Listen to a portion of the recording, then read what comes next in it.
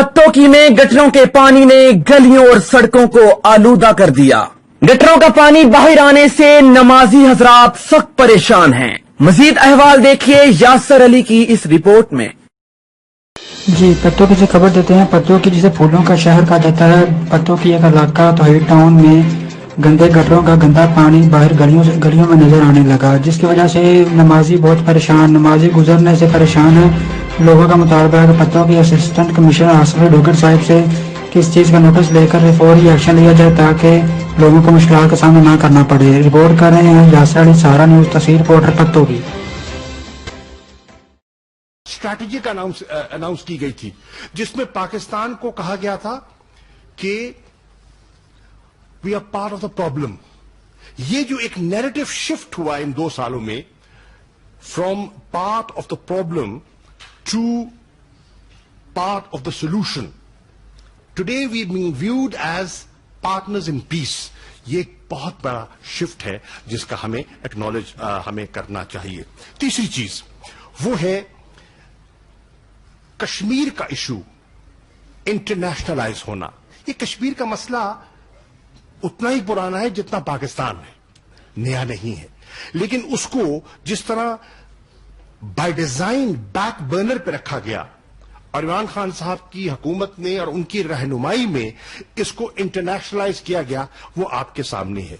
آج کوئی international forum نہیں ہے، کوئی ایسی اپرچونٹی نہیں ہے جس کو ہم نے استعمال نہ کیا ہو کشمیر کے نقطہ نظر، کشمیریوں کے نقطہ نظر کو اجاگر کرنے کے لیے، پاکستان کے نقطہ نظر کو اجاگر کرنے کے لیے، چاہے ہیومن رائٹس تھے، چاہے وہاں جو ڈیموگرافک چینج ہے، چاہے جناب وہاں جو ہندوتوا کی آئیڈیالوجی ہے، چاہے یہ جو سیز فائر وائلیشنز ہیں، جتنی چیزیں ہیں ہم نے ان کو اجاگر کیا ہے۔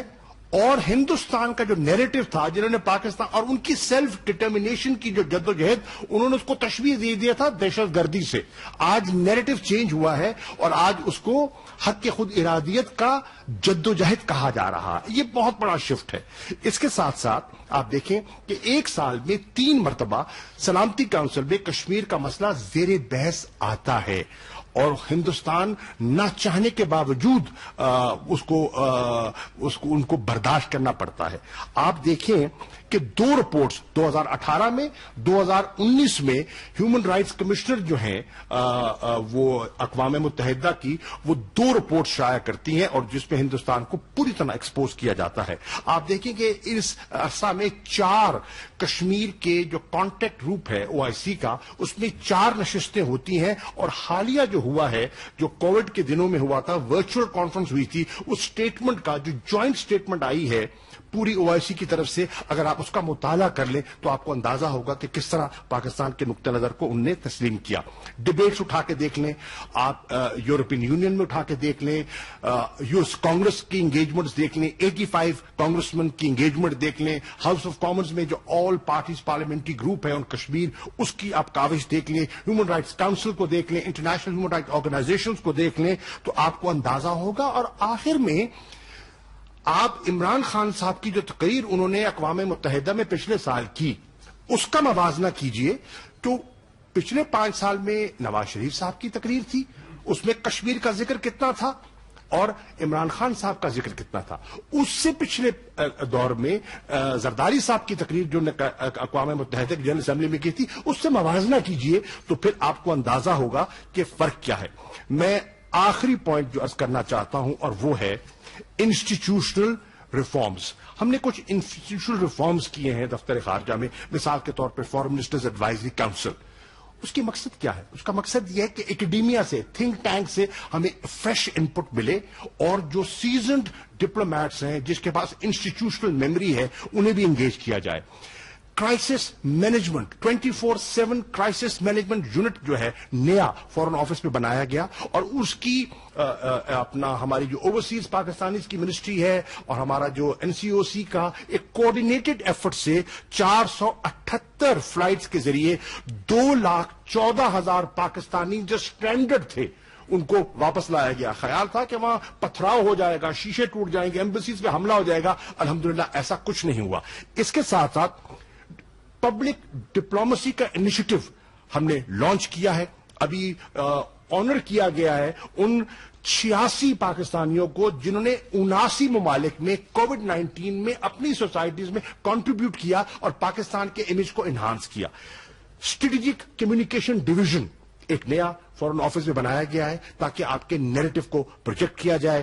اس کے ساتھ ساتھ میں عرض کرتا چلوں کہ foreign service academy, state of the art foreign service academy نہ صرف بنائی گئی ہے، اس کا نیا کریکولم ترتیب دیا گیا ہے، اس کو شفٹ کر دیا گیا ہے into the old Chinese embassy. وہ ہمیں گفٹ کی گئی اور یہ اربوں روپے کی جائیداد ہے جو فورن آفس کی جائیداد میں ایسٹ میں اضافہ ہوا ہے. یہاں سے تو اربوں روپے غائب ہوئے یا اربوں روپے کا اضافہ ہوا. اور پھر انسٹیٹیوشن جو ہے ریجنل افیئرس کا، اس کو اوور ہال کیا جا رہا ہے اور اس کو نئے پریمیسز میں منتقل کیا گیا ہے. ای ویزا فیسلٹی اور آخر میں ایف ایم ڈائریکٹ، یہ ایک ایپ میں نے بنائی ہے اور جتنے فورن آفس کے آفیسرز ہیں وہ ڈائریکٹ میرے ساتھ اس ایپ کے ذریعے رابطہ کر سکتے ہیں، جونیئر سینئر جس کانٹیننٹ میں بھی ہیں، اور ان کے پاس کوئی آئیڈیاز ہیں، کوئی ان پٹ ہے تو ڈائریکٹ مجھے مل سکتا ہے بیوروکریٹک ریڈ ٹیپ کو کاٹ کے. These were some of the initiatives جو ہم نے لیے ہیں. شکریہ. میں درخواست کروں گا ہمارے حفیظ شیخ صاحب جو ہمارے ایڈوائزر ہیں آن فائنینس. بسم اللہ الرحمن الرحیم. میں آپ سب کا شکر گزار ہوں کہ آپ یہاں آئے ہیں.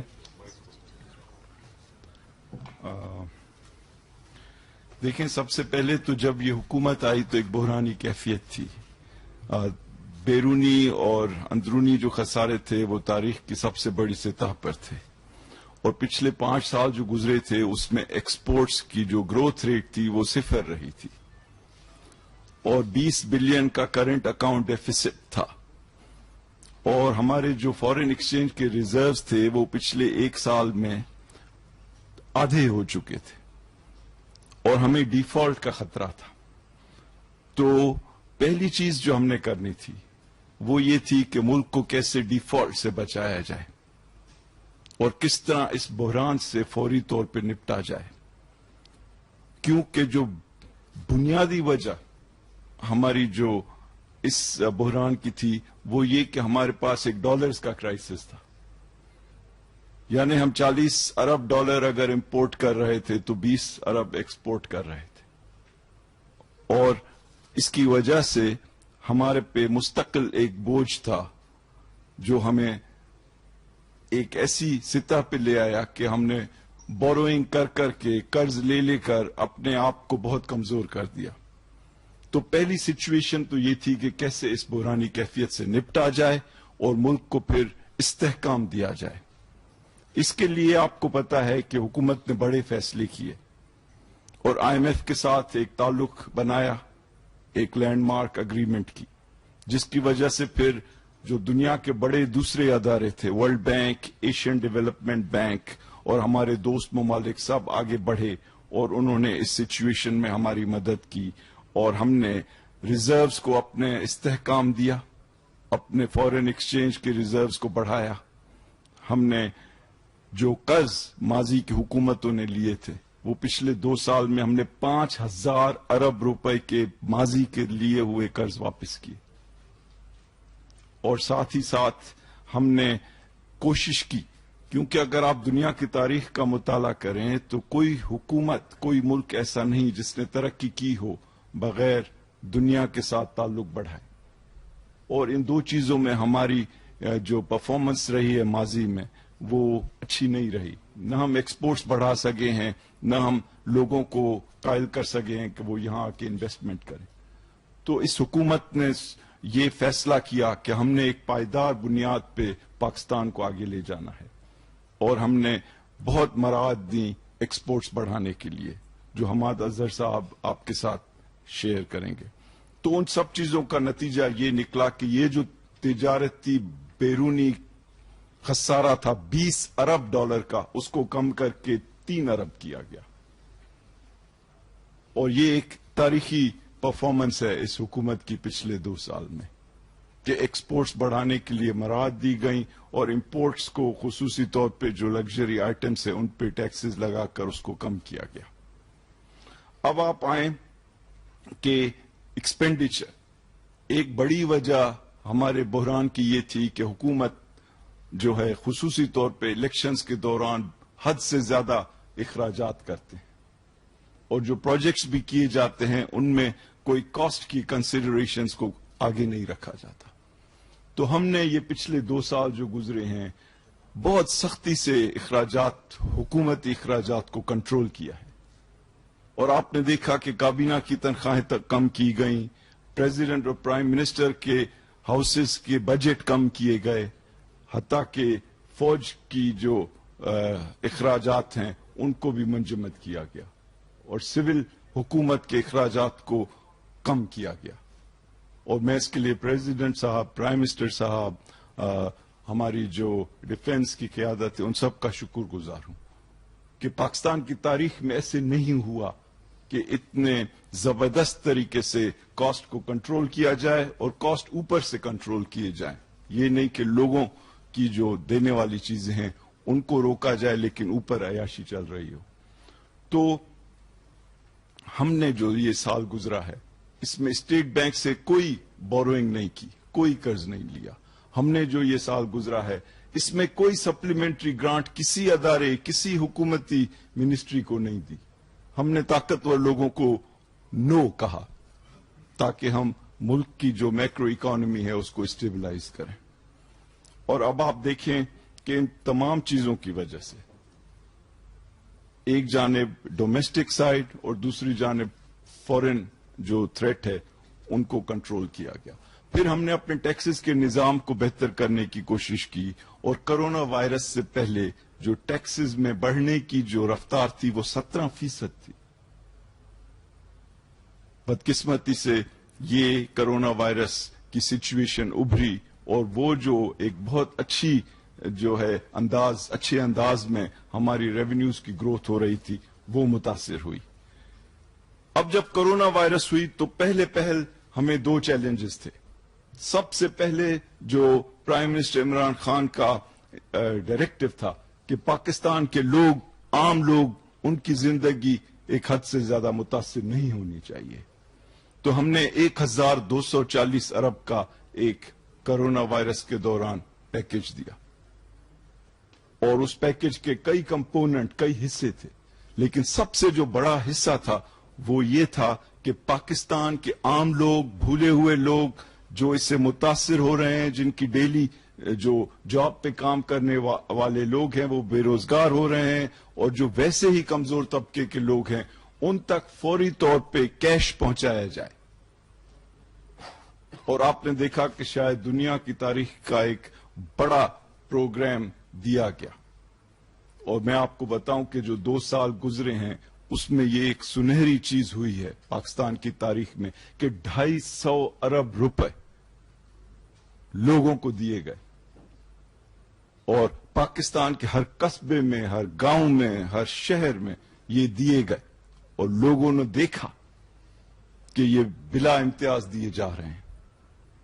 اس میں کوئی سیاسی کنسیڈریشن نہیں، کوئی مذہبی کنسیڈریشن نہیں، کوئی علاقائی کنسیڈریشن نہیں. اگر آپ پاکستانی ہیں اور آپ کوالیفائی کرتے ہیں تو یہ پیسے آپ کو ملیں گے.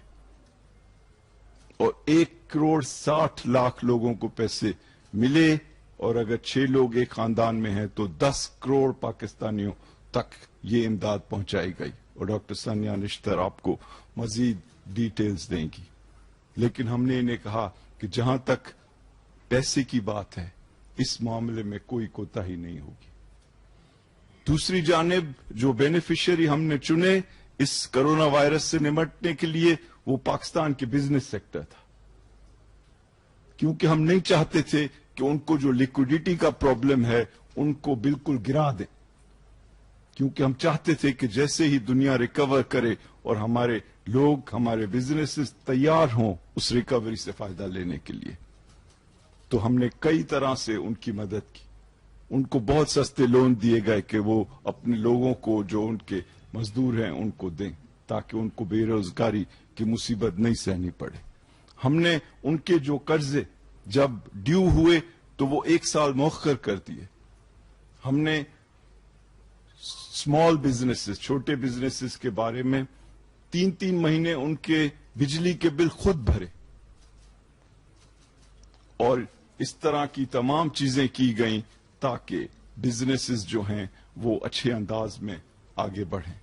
और इसी तरह से एग्रीकल्चर सेक्टर के लिए भी हमने जो प्रोक्योरमेंट के 280 अरब रखे थे उनको इस्तेमाल किया ताकि आम लोगों के हाथ में पैसे आए और वो मोटरसाइकिल खरीदें, ट्रैक्टर खरीदें, घर बनाएं और दूसरी चीजें खर्च करें ताकि इस मुल्क की इकॉनमी में जान आए।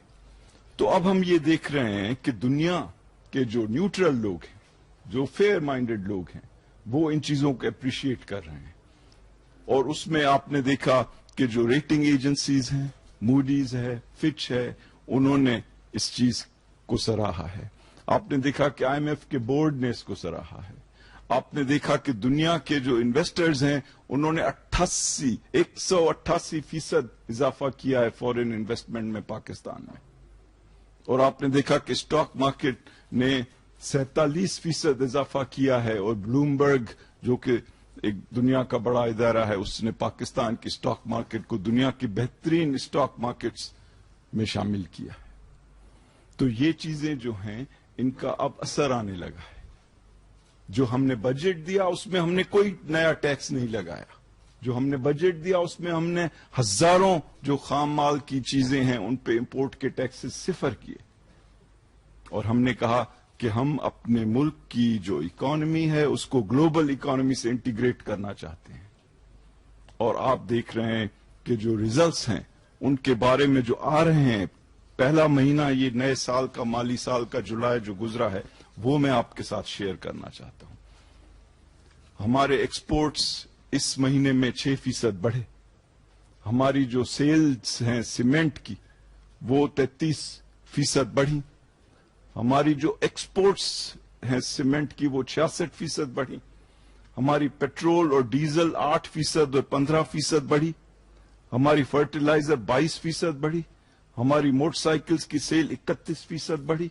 हमारी ट्रैक्टर्स की सेल 17% बढ़ी। हमारी गाड़ियों की सेल 4% बढ़ी। और साथ ही साथ जो रेमिटेंसेस, पाकिस्तान की तारीख के सबसे ज्यादा रेमिटेंसेस इस महीने में आए, $2.8 अरब। और एफबीआर की कलेक्शन 300 बिलियन हुई, जो उनकी इंटरनल एस्टिमेट से 23 गुना ज्यादा है। तो हम देख रहे हैं, और स्टॉक मार्केट ने कोरोना वायरस के बाद 40% से ज्यादा इजाफा किया।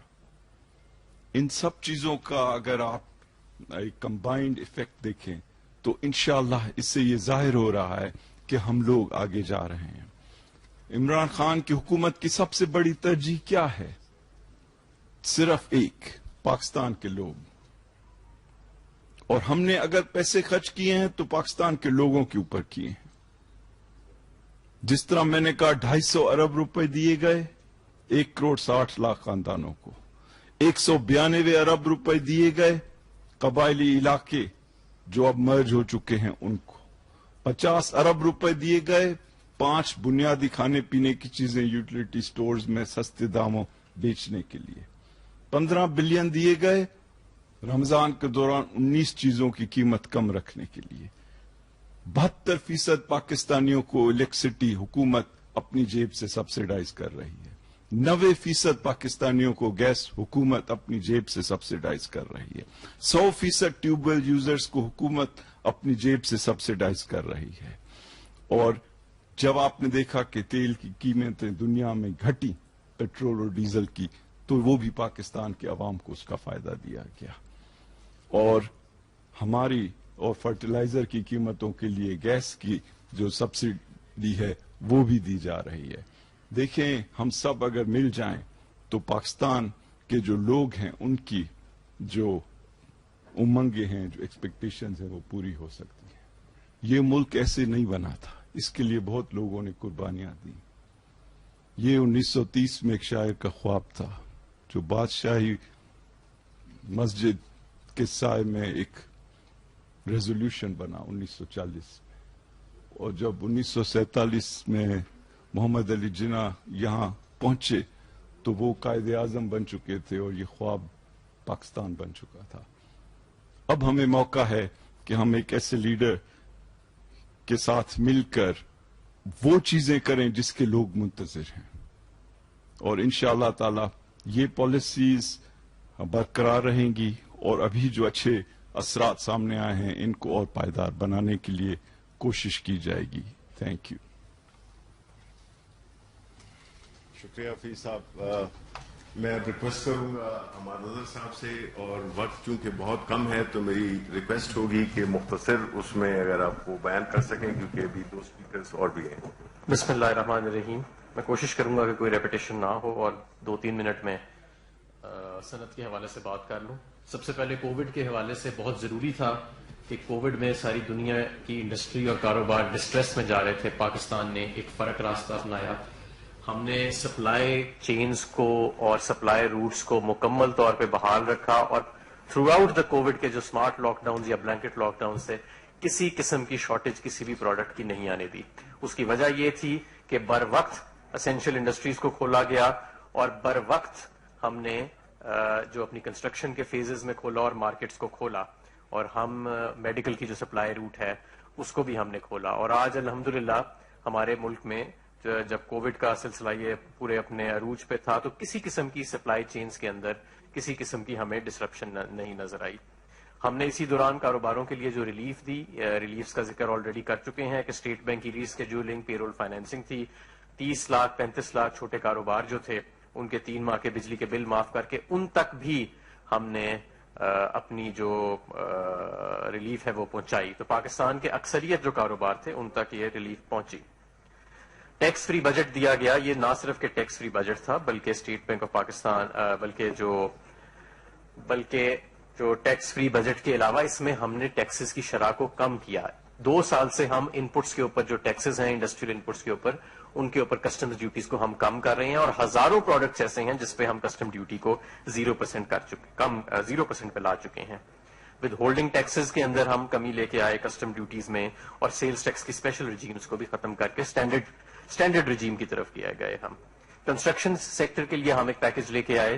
ایک منفرد پیکج تھا اور آپ نے دیکھا اس کے اثرات سامنے نظر آنا شروع ہو گئے ہیں. کنسٹرکشن پیکج کے اندر کنسٹرکشن سیکٹرز کے اندر اور افیلیٹڈ جو انڈسٹریز ہیں اب ہمیں ایک ایکٹیویٹی کا عروج نظر آ رہا ہے، اور میں یہ سمجھتا ہوں کہ مانسون سیزن ختم ہونے کے بعد اس میں مزید اضافہ ہوئے گا، کیونکہ مانسون کے دوران ویسے کنسٹرکشن کم ہوتی ہے لیکن پھر بھی ہمیں اس میں تیزی نظر آ رہی ہے.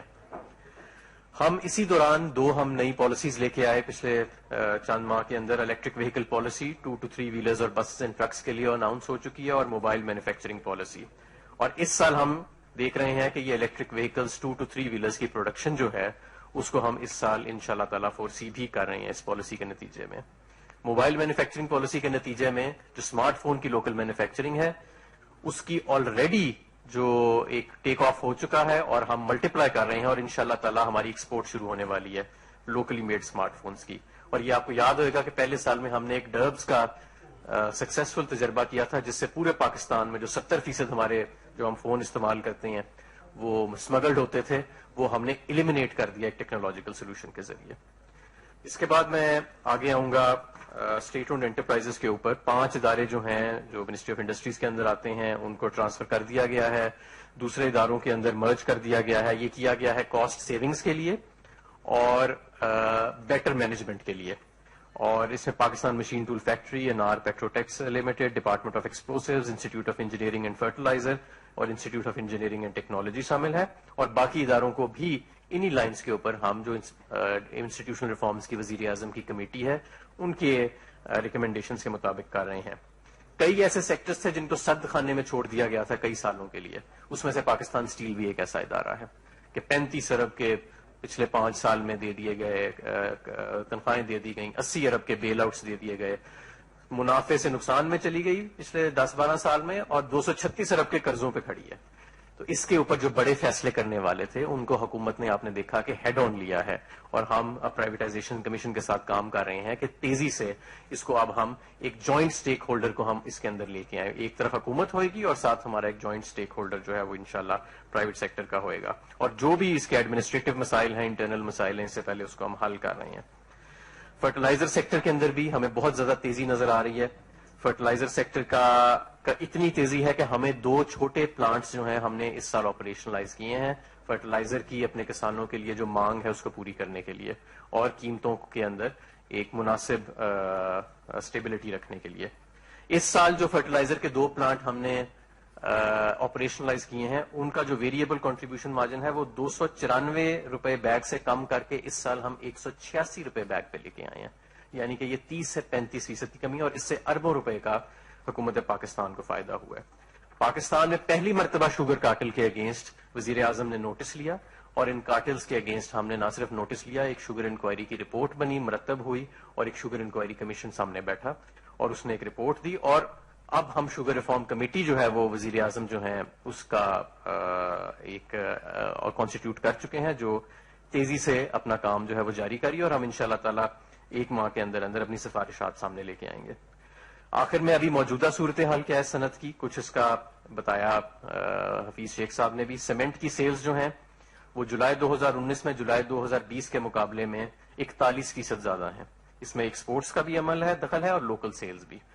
فرٹیلائزر کی سیلز یوریا کی جولائی 2020 میں پچھلے سال کے مقابلے میں 22% زیادہ ہیں. ڈی اے پی کی سیلز 29% زیادہ ہیں. آٹو موبائل انڈسٹری جولائی 2020 میں 27% زیادہ آٹو موبائل کی سیلز ہیں کمپیئر ٹو جولائی 2019. فورن ڈائریکٹ انویسٹمنٹ ہمارے ملک میں پچھلا جو فسکل ایئر ختم ہوا فائنینشیل ایئر تو $2,561 ملین تھی جو کہ پچھلے 11 سال کی سیکنڈ ہائیسٹ سطح پہ ہے. اور کووڈ کے شروع ہونے سے پہلے مارچ تک یہ پچھلے 11 سالوں کی سب سے زیادہ ہائیسٹ سطح پہ جا رہی تھی. ایکسپورٹ گروتھ جو کووڈ کے آنے سے پہلے آپ کو یاد ہوئے گا فروری میں ہم 14% ان ڈالر ٹرمز گروتھ میں تھے. اس وقت ایکسپورٹ کی جو گروتھ جا رہی ہے وہ ہماری انڈیا کی -10.2% ہے جولائی کے اندر, بنگلہ دیش کی 0.5% ہے اور پاکستان کی الحمدللہ 6% گروتھ ہے. ہم نے جو ریفنڈز دیے, ڈی ایل ٹی ایل دیے, فاسٹر سسٹم انٹروڈیوس کرایا, انرجی کی سبسڈیز دیں اور آپ کو یاد ہوئے گا پچھلی حکومت میں 200 اسپننگ ملیں بند ہو گئی تھیں. آج اس وقت اسپن یان کی پاکستان کے اندر ایک معمولی شارٹیج موجود ہے جو ایک اچھا سائن ہے, جس کا مطلب ہے کہ اسپننگ ملز اپنی پوری کیپیسٹی پہ چل رہی ہیں. یہ ہمارا ایک بریف وہ تھا. میں آخر میں آپ کو فیکف کے حوالے سے بھی بتا دوں, جب پچھلی حکومت کے دور میں ہمیں نامینیٹ کیا گیا گرے لسٹ کے اندر, سخت ترین جوائنٹ گروپ کا ایک ہمیں 27 ایکشن آئٹم دیا گیا جو آج تک کسی دنیا کے ملک کو نہیں دیا گیا تھا اتنے چھوٹے عرصے میں اتنا بڑا ریکوائرمنٹ. آج ہم الحمدللہ 27 میں سے 14 آئٹمز میں کمپلیشن پہ کھڑے ہیں اور باقی جو 13 آئٹمز ہیں اس میں سے 11 پارشلی کمپلیٹ پہ کھڑے ہیں. اور انشاءاللہ تعالی اس سال ہمیں امید ہے کہ ہم اس جو ہمارا جوائنٹ گروپ کا ایکشن پلان ہے اس کو ہم تقریباً مکمل کر لیں گے اور دوسرا جو ایم ای آر کا ایکشن پلان ہے اس میں بھی ہم مزید بہتری لے کے آئیں گے. پہلے پاکستان کو فیٹف کے پلیٹ فارم پہ یہ ہمیں تنقید کی جاتی تھی کہ ہم ڈیلیور نہیں کرتے. اب آپ نے دیکھا پچھلے 1 سال میں انٹرنیشنل کمیونٹی سے ہمیں وائڈ ریکگنیشن ملی ہے اور انشاءاللہ تعالی جو ہم نے اب لیگل امینڈمنٹس بھی پاس کی ہیں اور مزید کام ہو رہا ہے اس سے ہمیں مزید ریکگنیشن ملے گی. شکریہ. اب جی میں ریکویسٹ کروں گا اسد عمر صاحب سے کہ وہ اگر ہمیں کووڈ کے سلسلے میں اپنے پروگرس بتا سکیں.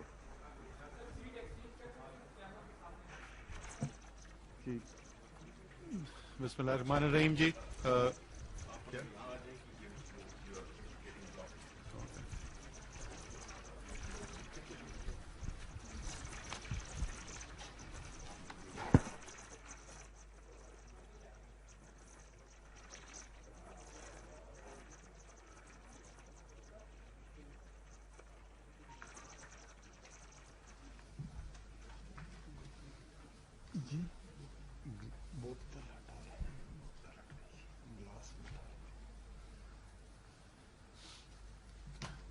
بسم اللہ الرحمن الرحیم. جی کووڈ جی پاکستان کے لیے نہیں بلکہ تمام دنیا کے لیے پچھلی 1 صدی کے اندر جو چیلنجز دیکھنے میں آئے ہیں اس میں سب سے زیادہ شدید چیلنج تھا, کیونکہ یہ ایک واحد صورتحال پیدا ہوئی پچھلی 1 صدی کے اندر کہ جہاں پر ایک ہی وقت میں دنیا کی جو صحت کا نظام ہے اس کے اوپر بھی بے تحاشا پریشر بلڈ ہوا اور جو معیشت ہے اس کے اوپر بھی بے تحاشا پریشر بلڈ ہوا. اور وہ اس وجہ سے کہ عام طور پہ جو صحت کے مسائل ہوتے ہیں اس کا حل جو ہے وہ یہ نہیں ہوتا کہ معیشت کو یا ملک کو بند کر دیا جائے, یہ ایک یونیک چیلنج تھا اسپینش فلو کے بعد جو تمام دنیا کے اندر پھیلا، اور اس چیلنج کی وجہ سے جو ڈسٹرکشن دیکھنے کو ملی ہے صحت کے پہلو سے بھی اور معیشت کے پہلو سے بھی،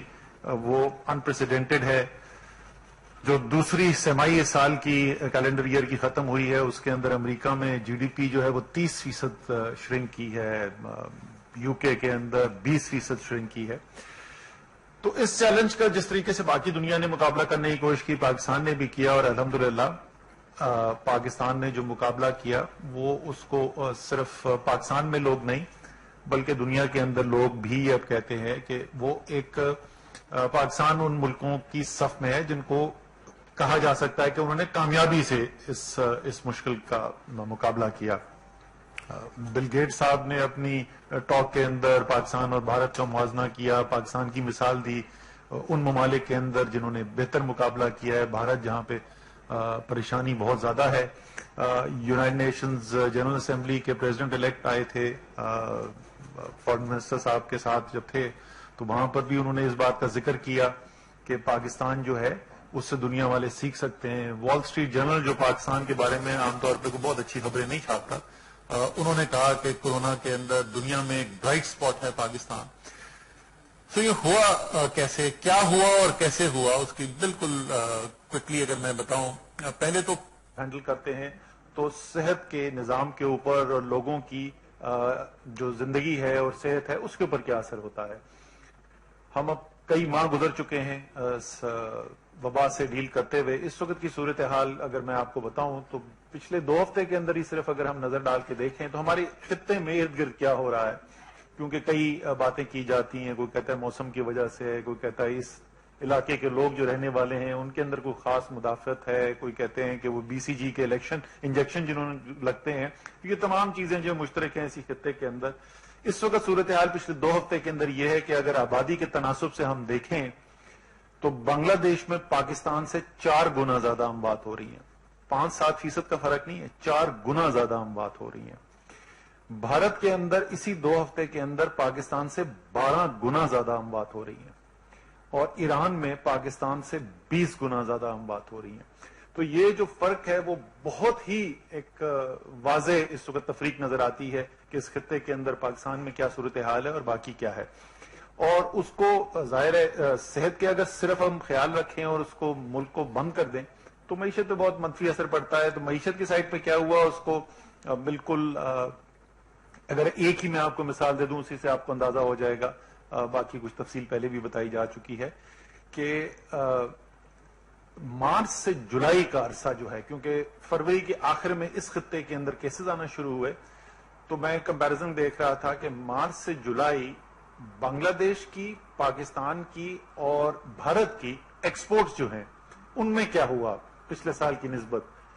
تو بنگلہ دیش کے اندر جو ایکسپورٹس ہیں وہ پچھلے سال سے 31% ان میں کمی واقع ہوئی، بھارت کے اندر 33% کمی واقع ہوئی، اور پاکستان میں 20% کمی واقع ہوئی، یعنی 1/3 کم نقصان ہوا ہمارا بنسبت بھارت اور بنگلہ دیش کے۔ اور ہم نے یہ دیکھا جو ابھی ہم نے جائزہ لیا کہ معیشت پہ بھی کم نقصان ہوا اور صحت کے لحاظ سے بھی الحمدللہ اللہ تعالیٰ نے بہت کرم کیا اور بہت بہتر حالات ہیں۔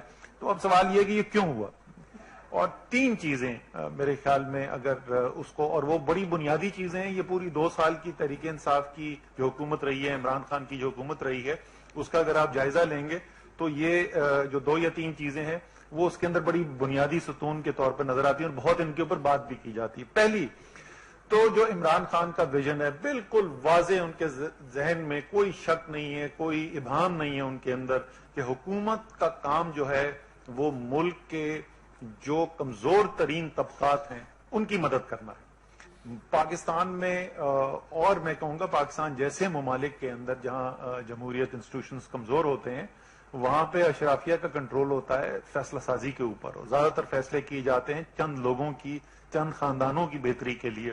عمران خان بالکل واضح ہیں اور ان کے تمام جتنے بھی اقدامات ہوتے ہیں وہ اس کے اندر آپ کو یہ نظر آتا ہے۔ اسی لیے اس کے اندر بھی جب پہلے دن جس وقت پاکستان کے تمام لیڈرز کھڑے ہو کے لاک ڈاؤن کا مطالبہ کر رہے تھے، جہاں کوئی کسی کو فکر یہ نہیں تھی کہ سب کا اگر روزگار چھن جائے گا تو ان کی زندگی کیسے گزرے گی. اور ایک بہت بڑا حصہ میڈیا کا بھی یہی مطالبہ کر رہا تھا. اور اس کی وجہ یہ نہیں کہ وہ میڈیا والے جو ہیں وہ کوئی تحریک انصاف کے ساتھ کوئی دشمنی کی بنیاد پہ کر رہے تھے. ہم جس معاشرے کے حصہ ہیں, جو پولیٹیکل لیڈرز ہیں, جو میڈیا کے اونرز ہیں, جو میڈیا کے بڑے اینکرز ہیں, ہم صاحب ثروت لوگ ہیں, اور زیادہ تر ہم میں سے جو لوگ ہیں وہ اس کا نہیں سوچتے کہ جو سب سے کمزور ہے کہ اس کے اوپر کیا گزر رہی ہوگی. لیکن عمران خان نے پہلے دن سے یہ بات کی, بڑی تنقید بھی اس کے اوپر ہوئی.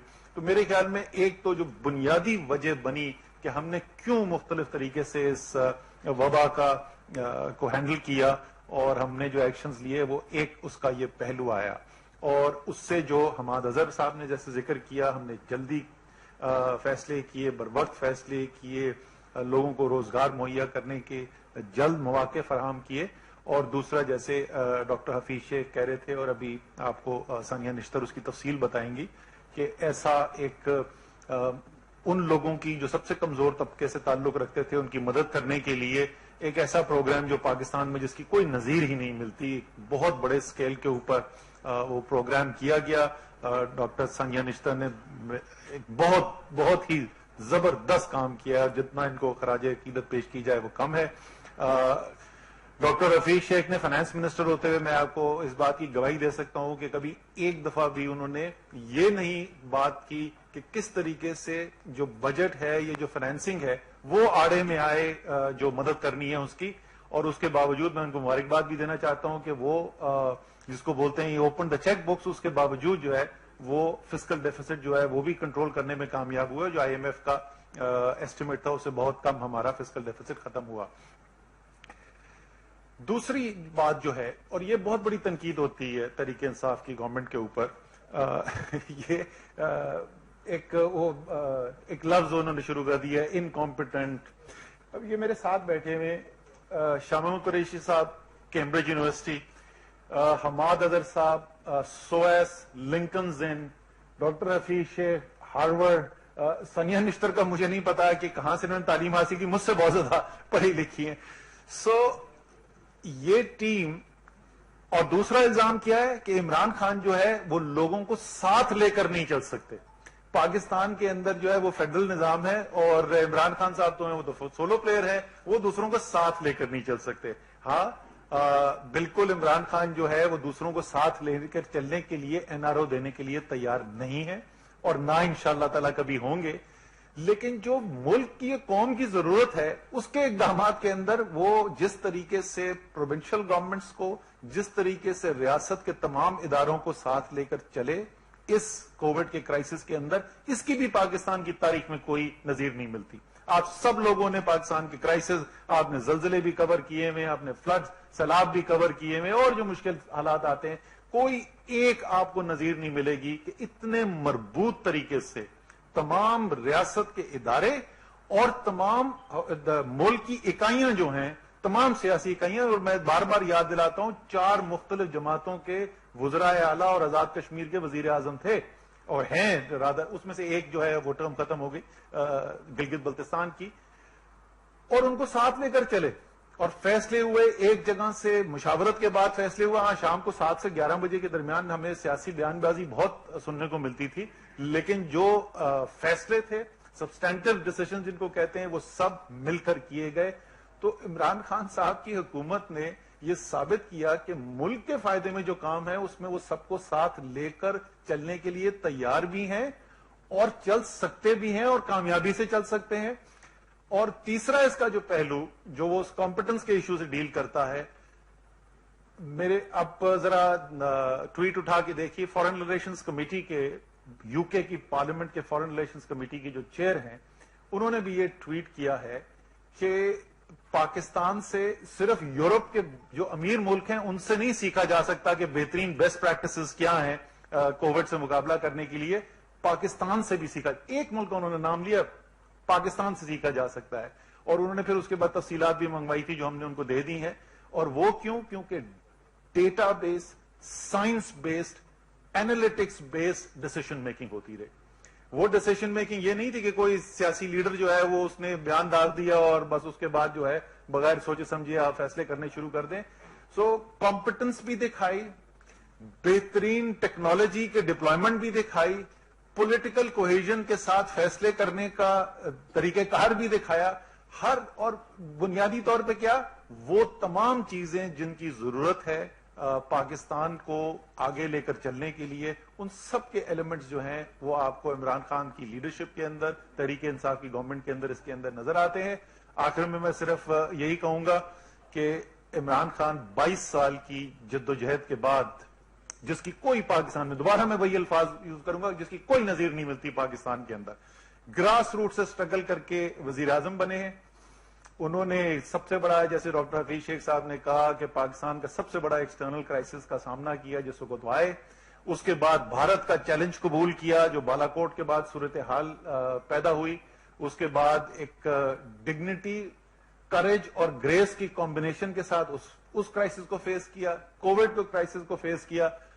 तो मेरी जो तमाम ऑपोजिशन के हमारे दोस्त हैं उनके लिए बुरी खबर यह है कि कप्तान जो है ना वो क्रीज पे सेटल हो गए हैं अब, और अब लंबी और प्रोडक्टिव इनिंग्स खेलने के लिए तैयार हैं। इंशाअल्लाह ताला पाकिस्तान को इधर से आगे बहुत और बेहतरी के दिन नजर आएंगे इंशाअल्लाह। जी लास्ट में सानिया निश्तर बात करेंगे। बिस्मिल्लाहिर्रहमानिर्रहीम। समाजी तहफ़्फ़ुज़ और तख़फ़ीफ़ गुर्बत का जो डिवीजन है उसको जिम्मेदारी दी गई है एहसास प्रोग्राम पर अमल दरामद।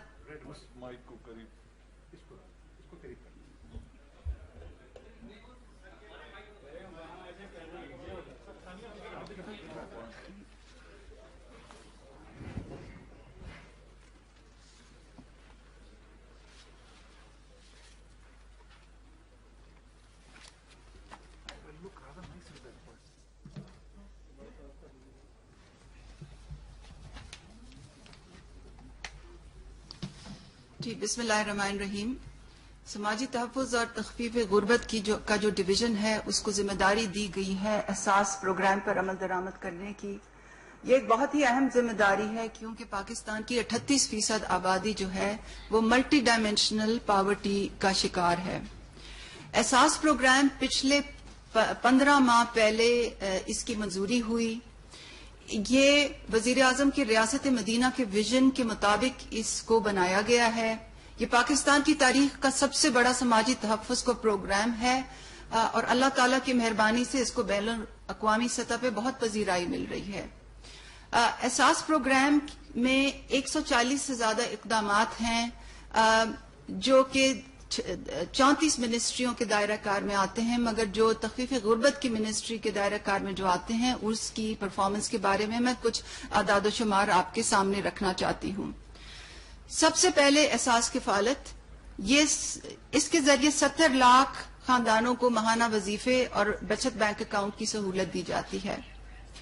एहसास बिलासूद कर्जा उन लोगों के लिए है जो छोटे कारोबार करना चाहते हैं, अपने पांव पे खड़ा होना चाहते हैं। उनके लिए मुल्क के 100 पसमानदा अजला में 29 अरब मालियत के पिछले साल 8,44,000 कर्जे दिए गए, जिसमें से 45% खवातीन को दिए गए। एहसास आमदन इससे एक मुंसलिका प्रोग्राम है जो कि पाकिस्तान के 23 पसमानदा तरीन जिलों में इस वक्त जारी है और इसमें 1.5 अरब के छोटे सतह के कारोबारी असासे दिए जाते हैं। इंतहाई गरीब खानदानों को 60% खवातीन को दिए जाते हैं और इन असासों में माल मवेशी, दुकान का सामान और इस किस्म के असासे शामिल होते हैं। एहसास अंडर ग्रेजुएट स्कॉलरशिप पाकिस्तान की तारीख का सबसे बड़ा स्कॉलरशिप प्रोग्राम है। 4 साल पे मुहित 20 अरब का ये प्रोग्राम 2 लाख तलबा और तालिबात को स्कॉलरशिप के लिए मुख्तस है और पिछले साल हमने 4.9 अरब के 50,500 स्कॉलरशिप्स दिए हैं जो 38% खवातीन को दिए गए हैं। मुल्क की 117 यूनिवर्सिटीज में ये स्कॉलरशिप्स गई हैं और अगले साल की कॉल जो है वो अगले चंद दिन में खुलने वाली है। एहसास नशो नुमा प्रोग्राम जो है पिछले ही हफ्ते 1 साल की तगो दो और मेहनत के बाद इसका इजरा वजीर आजम ने किया है। आपको याद होगा कि अपनी पहली तकरीर में वजीर आजम ने एक सीटी स्कैन उठाया था और इस बात की निशानदेही की थी कि पाकिस्तान के कुछ इलाकों में आधे बच्चे जो हैं वो स्टंटिंग का शिकार हैं, यानी कि वो खुराक की कमी और दीगर महरूमियों की वजह से ना तो उनका जिस्म बढ़ता है, ना उनकी जो जहनी सलाहियत है वो पूरी तरह पनप सकती है। ये मुल्क की तरक्की के लिए एक बहुत बड़ा खतरा है और वजीर आजम ने ये वादा किया था कि हम इसके लिए स्पेशल प्रोग्राम लेके आएंगे। तो पहले मरहले में 1 साल की मेहनत के बाद 9 अजला में 33 सेंटर इसी माह पूरी तरह से फाल हो जाएंगे और पहले मरहले में 2,21,000 माँ और बच्चे और खानदान इससे मुस्तफीद होंगे। इसका दायरा कार इंशाल्लाह बहुत जल्दी बढ़ाया जाएगा। एहसास लंगर का जो प्रोग्राम है ये मजदूर भाइयों के लिए है। पब्लिक प्राइवेट पार्टनरशिप के तहत गवर्नमेंट को जीरो खर्चे के साथ मुल्क भर में लंगर बनाए जा रहे हैं। अभी तक 12 लंगरों का कयाम हो गया है और इंशाल्लाह इस काम को अगले साल बहुत तेजी से आगे बढ़ाया जाएगा। पनागाह का जो प्रोग्राम है ये वजीर आजम की दिल के बहुत करीब है। ये उन लोगों के लिए है जो खुले आसमान तले मजदूर भाई सड़कों पे फुटपाथों पे सोते हैं। पिछले 70 साल से पहली दफा पाकिस्तान की तारीख में उनके लिए 100 से ज्यादा पनागाहें बनाई गई हैं और वजीर आजम की खास हिदायत पर ही इन पनागाहों के स्टैंडर्ड्स को बेहतर करने के लिए काम अब तेजी से जारी है। पिछले साल पाकिस्तान की तारीख में पहली दफा यतीम खानों के स्टैंडर्ड्स बेहतर बनाने के लिए कमेटी की तश्कील दी गई। वो कमेटी 1 साल में 14 दफा मिली है और इंशाल्लाह यतीम खानों के स्टैंडर्ड्स और उससे मुतल्लिका मॉनिटरिंग एंड इवैल्यूएशन का निजाम बहुत जल्द ही मारिज़ वजूद में आ जाएगा। मुल्क की तारीख में पहली दफा मजदूर के एहसास के तहत भी पहली दफा कमेटी बनी। उसने भी 1 साल में 13 दफा मीटिंग्स की और उनकी सिफारिशात पर काम बहुत तेजी से जारी है। एहसास के तहत 2 प्रोग्रामों का अभी बाकायदा इजरा नहीं हुआ मगर उन पे काम बहुत तेजी से पिछले 1 साल पे चला जा रहा है। एक एहसास बच्चों के वजीफे का प्रोग्राम है जिसको पूरे साल हमने डिजिटाइजेशन पे बहुत मेहनत से काम किया है। इंशाल्लाह पाकिस्तान के तमाम अजला में ये बच्चों के वजीफे का ये प्रोग्राम अगले 15 दिन में इसका बाकायदा इजरा हो जाएगा। इसके अलावा एहसास तहफ़्फ़ुज़ का प्रोग्राम पाकिस्तान का पहला शॉक ओरिएंटेड सेफ्टी नेट है। ये उन लोगों के लिए है जिनके पास इंसाफ कार्ड नहीं है और जिनके ऊपर अचानक कोई बड़ा तिब्बी खर्चा आ जाए जो अंग्रेजी में जिसे कैटास्ट्रॉफिक एक्सपेंडिचर कहते हैं। ये तमाम प्रोग्राम जिनको बैनुल अक़वामी पजीराई हासिल है और जो कि बेवा, यतीम, माजूर, मजदूर, बेघर, बेरोजगार, जरूरतमंद तालिब इल्म, जरूरतमंद माओ, जरूरतमंद बच्चों और जरूरतमंद बीमारों के लिए है। इनके लिए हंगामी तौर पे इंतजामी ढांचे बनाए गए हैं। 27 मार्च पिछले साल एहसास प्रोग्राम का इजरा हुआ। उसके 1 हफ्ते बाद मिनिस्ट्री बनी। मुल्क की तारीख का सबसे बड़ा बजट उसके लिए मुख्तस किया गया। लाहे अमल के तरीके कंसल्टेंट्स को बड़ी बड़ी तनख्वाहें देने के बगैर बनाए गए। मुशावरती कमेटियां बनाई गईं और सबसे अहम वो एहतसाब और गवर्नेंस की इस्लाहात किए गए जिसकी एक झलक, सिर्फ एक झलक आपने उन 8,20,165 लोगों की शक्ल में देखी है जो कि हुकूमत पाकिस्तान से नाजायज तौर पर समाजी तहफ़्फ़ुज़ के वजीफे लेते थे। इसके अलावा पिछले 1 साल में हमने बहुत से डिजिटल इंटरफेसेस पे भी बहुत तेजी से काम किया है। 10 महीने में प्रोक्योरमेंट की है, बायोमेट्रिक पेमेंट सिस्टम की, डेटा एनालिटिक्स का तमाम निजाम बनाया है। वो निजाम बनाया जिसके जरिए SMS के थ्रू रिक्वेस्ट ली जाती हैं जो आपने 81-71 की स्कीम में देखा। और आपने देखा कि इस तमाम मेहनत के नतीजे में ये मुमकिन हो सका कि एहसास इमरजेंसी कैश के जरिए मुल्क के आधे खानदानों को हम 12,000 रुपए मुसीबत की घड़ी में कोविड के तनाजुर में पहुंचा सके। ये तमाम मेहनत का ही नतीजा था کہ یہ کام ہم کر سکے. اور احساس پروگرام کے تمام پروگرامز کی طرح احساس ایمرجنسی کیش بھی دیانتداری سے ہوا, ایک منظم انداز میں ہوا, ایک شفاف طریقے سے ہوا, اور وزیر اعظم کی خاص ہدایت پر غیر سیاسی بنیادوں پہ ہوا, جس کی جھلک آپ اس چیز میں دیکھ سکتے ہیں کہ سندھ کا آبادی کے تناسب سے تو 22% ملک میں حصہ ہے, مگر ان کو احساس ایمرجنسی کیش میں 31% حصہ دیا گیا.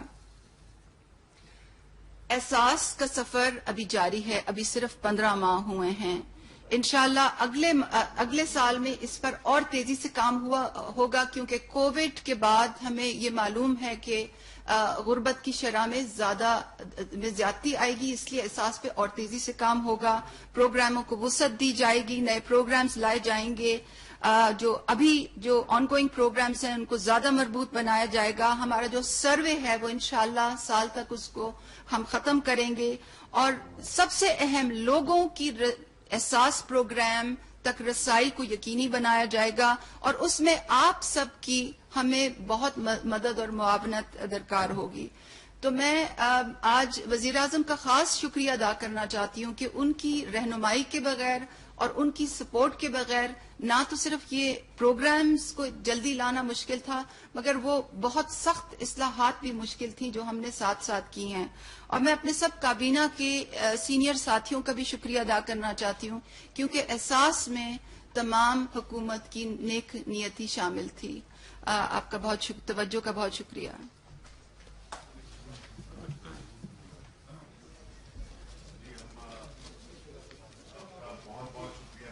چاہتے ہیں کہ آپ نے ہماری اس پریزنٹیشن کو کور کیا. ساتھ ہی ساتھ میں بتا دوں کہ ہمارا دوسرا سیشن کل ہوگا, اور اس میں آپ کے پورے سوالات کے جوابات بھی دیے جائیں گے. اور اس دوران میں آپ کو یہ بھی بتانا چاہتا ہوں کہ ہم نے اس کو ایک کتابی شکل بھی دی ہے, جس میں کہ ساری ہماری حکومت کی جو بھی 2 سالہ پرفارمنس ہے وہ اس سے ریفلیکٹ کرتی ہے. Thank you. وفاقی وزیر فواد چودھری کی پنڈ دادن خان آمد, پاسپورٹ آفس کا افتتاح بھی کیا. مزید اپڈیٹ کر رہے ہیں ڈپٹی بیورو چیف راجہ عامر شہزاد. جی MNAO وفاقی وزیر science and technology Fawad Hussain Chaudhry صاحب کی پنڈ دادن خان آمد. پنڈ دادن خان میں پاسپورٹ آفس کا افتتاح کیا اور اپنے خیالات کا اظہار کرتے ہوئے کہا کہ تحصیل پنڈ دادن خان کی ترقی کے لیے ہر ممکن کوشش جاری ہے, اور ہم ہر حال میں پنڈ دادن خان کی عوام کے ساتھ کھڑے ہیں. رپورٹ کر رہے ہیں کیمرہ مین ٹیم کے ساتھ راجہ عامر شہزاد, ڈپٹی بیورو چیف, سہارا نیوز, جیلم.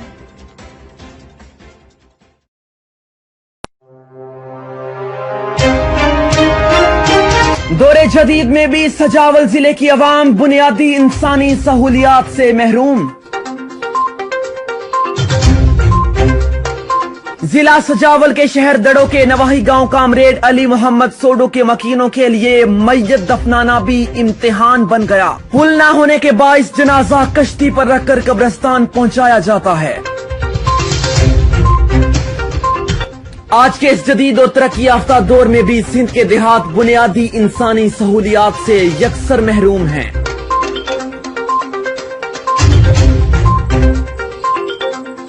یہاں کے مکین پتھر کے زمانے کے قدیم دور میں زندگی گزارنے پر مجبور ہیں, جبکہ انہیں مرنے کے بعد بھی سکون میسر نہیں. دڑو برانچ نہر پر پل نہ ہونے کے باعث کامریڈ علی محمد سوڈو کے مکین میت کشتی میں رکھ کر قبرستان لے جاتے ہیں. پانی کی تیز لہروں پر جب کشتی ہچکولے کھانے لگتی ہے تو کشتی سواروں کی سانسیں بھی مٹھی میں آ جاتی ہیں.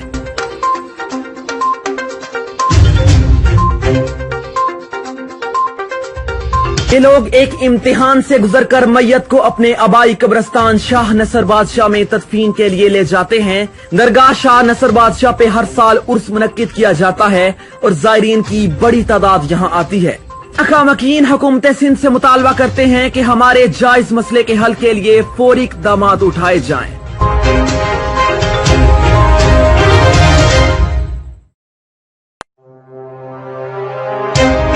जाम शोरों के गांव सिंघार खोसा में खोसा बरादरी की औरतों की तजलील और मासूम बच्चों पर गोलियां चलाकर इन्हें गिरफ्तार करने के खिलाफ सजावल में सूफी संगत और नौजवान इत्तेहाद की जानिब से मामूलाडू चौक से पब्लिक पार्क तक रैली निकाली गई।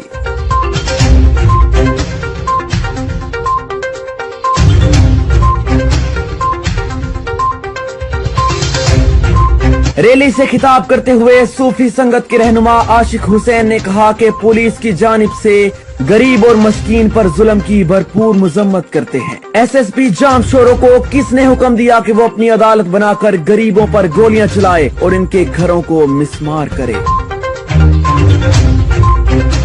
उनका मजीद कहना था कि मुश्ताक सिरकी खोसा कब्जाखोर हैं। हम मुश्ताक सिरकी से सवाल करते हैं कि क्या तुम्हें सिर्फ वो औरतें और बच्चे कब्जाखोर लगे जिनको गोलियों का निशाना बनाकर खून में नहला दिया।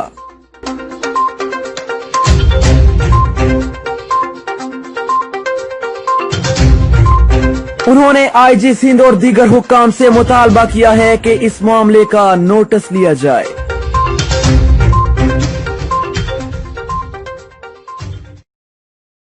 खबर दें आपको मीरपुर मथेलो से, जहां पर नवाही गांव अली बख्श लगारी के रहायशी मोहम्मद इस्माइल ने घरेलू मसले से तंग आकर खुदकशी कर ली। मजीद अहवाल देखिए क्राइम रिपोर्टर हसन महमूद की इस रिपोर्ट में।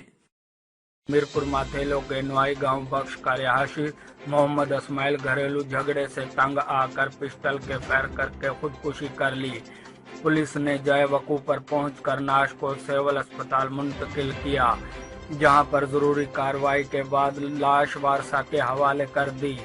वारसा के मुताबिक नौजवान का ज़हनी तवाज़ुन ठीक नहीं था, जिसकी वजह से खुदकुशी की। हसन महमूद, सहारा news, crime reporter, Sukkur division.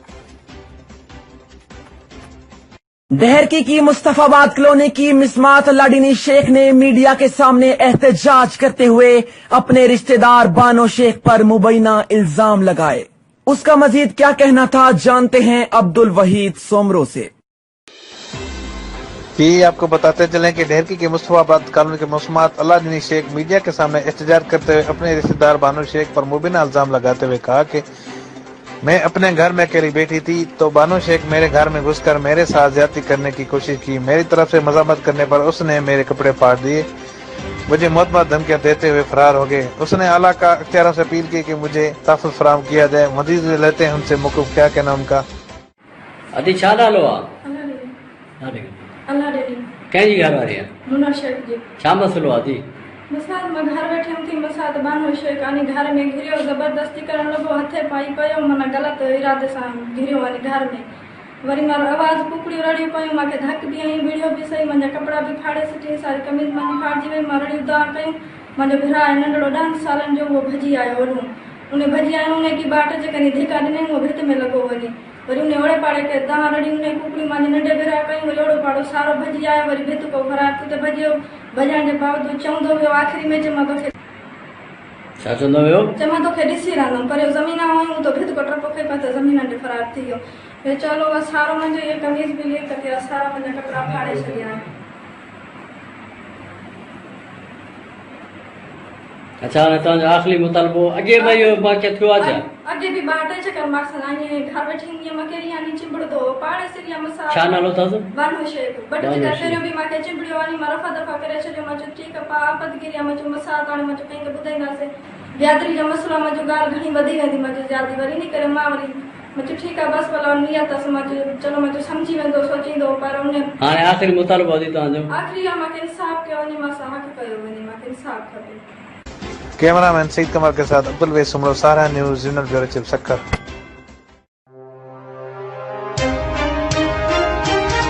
वफाकी दारुल हुकूमत इस्लामाबाद से मुल्हिका शहर रावलपिंडी में धमाके के नतीजे में एक पुलिस एहलकार शहीद और 7 अफराद शदीद जख्मी।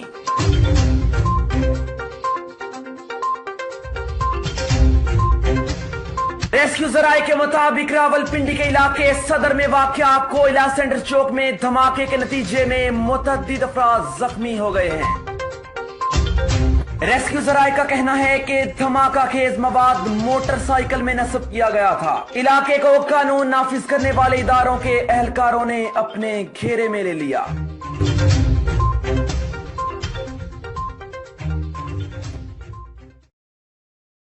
खबर दें आपको ढेरकी के साथ रेती से, जहां पर अफसोसनाक वाकया पेश आया है। ढेरकी के साथ रेती नरली माइनर्स में रेती का रहायशी 19 साला मोहसिन वल्द गुल मोहम्मद नरली माइनर्स में पानी की रफ्तार तेज होने के सबब नहाते हुए डूबकर हलाक हो गया है। इस बारे में मजीद अपडेट कर रहे हैं हमारे नुमाइंदे अब्दुल वहीद सोमरो। जी आपको बताते चले कि अफसोसनाक वाकया ढेरकी के साथ रेती में पेश आया है। ढेरकी के साथ रेती नल्ली महनर में रेती का रहायशी 19 साला मोहसिन कोरी वल्द गुल मोहम्मद अली दादू कोरी नल्ली महनर में पानी की तेज रफ्तार होने के सबब नहाते हुए डूबकर हलाक, जिसकी इतला रेती पुलिस और उसके वारसों को दी गई। इतला मिलने पर रेती पुलिस और मकामी लोगों ने मिलकर नल्ली महनर से लाश 4 घंटे बाद निकाल दी गई। लाश रेती पीपीएच सेंटर लाई गई, जहां डॉक्टर ना होने की सूरत में दोबारा लाश को प्राइवेट क्लिनिक लाया गया, जहां जरूरियात चेकअप करवा के लाश वारसों को दी गई। कैमरा मैन सईद कमर के साथ Abdul Waheed Soomro, Sahana news, regional bureau chief. यहाँ नाजरीन जिला पोलो में स्पोर्ट्स कम्प्लेक्स और स्टेडियम का काम अधूरा पड़ा हुआ है। इसमें करोड़ों रुपए की लागत से स्टेडियम और कम्प्लेक्स का काम शुरू किया था, लेकिन अब ये कॉन्ट्रैक्ट का मंजर पेश कर रहा है। हुकाम बाला से अपील है कि फंड्स फराहम करके पोलो स्पोर्ट्स कम्प्लेक्स और स्टेडियम का काम दोबारा मुकम्मल करें, ताकि पोलो के नौजवान और बच्चे खेल कूद और तफरीह में इस्तेफादा हों। इसमें फिर बच्चे और नौजवान स्टूडेंट्स नशे और बुरे कामों से बच सकें। तालीम के बाद शाम के वक़्त खेल कूद में मसरूफ़ रहें। ये एक तवज्जो तलब मसला है। इस स्टेडियम और स्पोर्ट्स कम्प्लेक्स को जल्द अज जल्द बहाल किया जाए, ताकि पोलो के नौजवान इस स्टेडियम में आकर खेल और तफरीह में मसरूफ़ रहें